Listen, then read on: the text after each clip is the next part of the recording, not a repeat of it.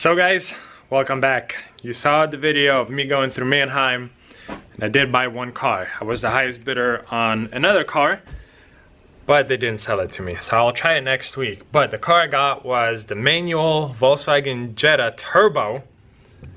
I'm waiting for my ride. We're gonna go to Manheim, pick this thing up, and see if it was a good purchase. A few moments later. You guys remember I checked this one out? Curious why it's parked here and not outside the gate. Did it not make it out or what? But clearly we are at Manheim now. Honestly, I'm kind of excited for this Jetta because I drove it. You guys saw me drive it. It ran pretty darn good. It did have that check engine. Oh, that's the one thing I forgot. Forgot to grab a check engine reader. Well, I have one at the house because that's where I'm going on the car right away to the house. It's a fancier one, so it doesn't always work very well, especially on older vehicles, but I'm trying to figure it out. I'm hoping and thinking it's gonna be pretty easy. Ignition coils, spark plugs, general maintenance. We'll check the oil right now, coolant level and whatnot, and go from there.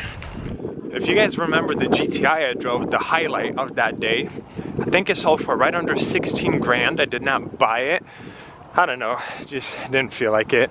And then the Camaro, to my surprise, the one that had 140,000 miles, that thing did like 10.2 plus auction fees, which I was like, no, like, no way. But this week, I did buy a Challenger. RT, low miles, salvage title. It's coming out of Seattle. Why is the key in the office? I need my key. The key was here. Okay, let's go to the office and get the key. Anywho, that Jetta is the only one I bought. So let me grab the key and we'll come back to it. The gentleman in the office says, I remember this one. We pulled the key because one of the tires or the wheels has only 2 lug nuts. And we didn't want someone driving it and then wheel comes off.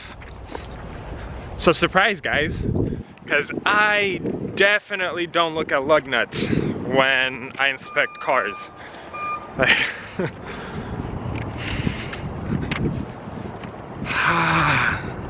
Wonder how bad it's gonna be. But honestly, I don't think I'm gonna drive it if it's missing lug nuts. And this one has lug nuts.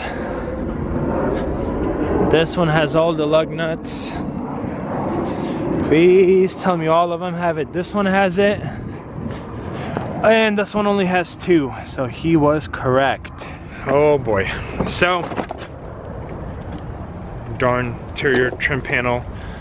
It's a project, guys, it's a project, and I'm okay with that. So let me pop the hood open, check our fluids. I'll gently pull this car out and possibly leave it here until tomorrow or whenever I could get some lug nuts, because I definitely kind of don't want to drive it like this either. We have oil, we have coolant. There's our check engine light. So I'm gonna pull this thing out and yeah, honestly, I think I'm gonna leave it here. I'm gonna do some thinking. Decision has been made. I am leaving it here. I'm gonna go to an auto parts store, see if they have some lug nuts, because I don't need that many, and then grab a wrench and put those lug nuts in, and then we could take it home. Because I mean, this way, yeah, I could risk it, but if the tire and wheel come off, like it'll damage too much stuff, then it's just not worth it driving it like this. A little longer than a few minutes later. This company right here, Pronto, is actually who I use to purchase cars for the parts for the dealership, and they deliver directly to the lot. But they didn't have any in Portland from the warehouse I usually get them from. So next one is they're saying hi. Then they go to Vancouver, grab parts. That's why we see this car here, and then bring it to my lot. But I figured the positioning where I was, it's a lot better for me to just go ahead and grab the parts. So we're gonna do that, or did that. I have 3 lug nuts or lug bolts. and heading back to the house, grabbing my tools, and then heading back to Manheim. And that's a really messy paragraph, wasn't it? A little bit. Yeah. It's like I'm new to this YouTube thing or something. Tools, tools, tools. This should be sufficient. Let's head out. The only problem is, something tells me that by the time I get back to the auction and get the lug nuts on, it's gonna be pretty dark. A few moments later. Made it back to Manheim. I really hope that these will fit. Yeah, seems like they are threading or treading.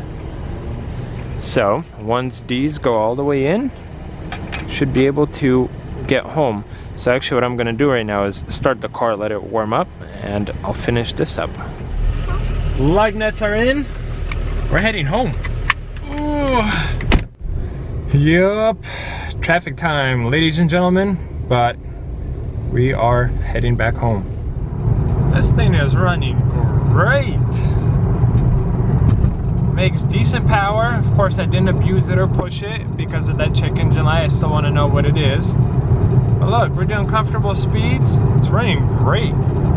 Well, she made it. Starting to lose daylight.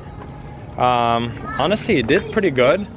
Only when I started to push it, it seemed like there was a slight stutter. So what I'm gonna do right now is pull off these stickers and then grab my engine scanner and see if I could pull the codes. My guess is ignition coils, spark plugs, because honestly it runs pretty good. There's definitely boost from the turbo. Transmission seems to be operating as expected, so I don't anticipate it being anything major, just a few cosmetic things. When I opened the hood, I noticed that the hood strut was weak, so I'll get a new one of those. Get a new like door handle trim panel. So see, when I open this door, first time it doesn't open because this is all loose and it like grabs at the bottom, so I'll need to fix that if I can. This is the trim panel I'm talking about because it usually comes with like a plastic piece right here. So I need to replace that. Possibly replace this trim.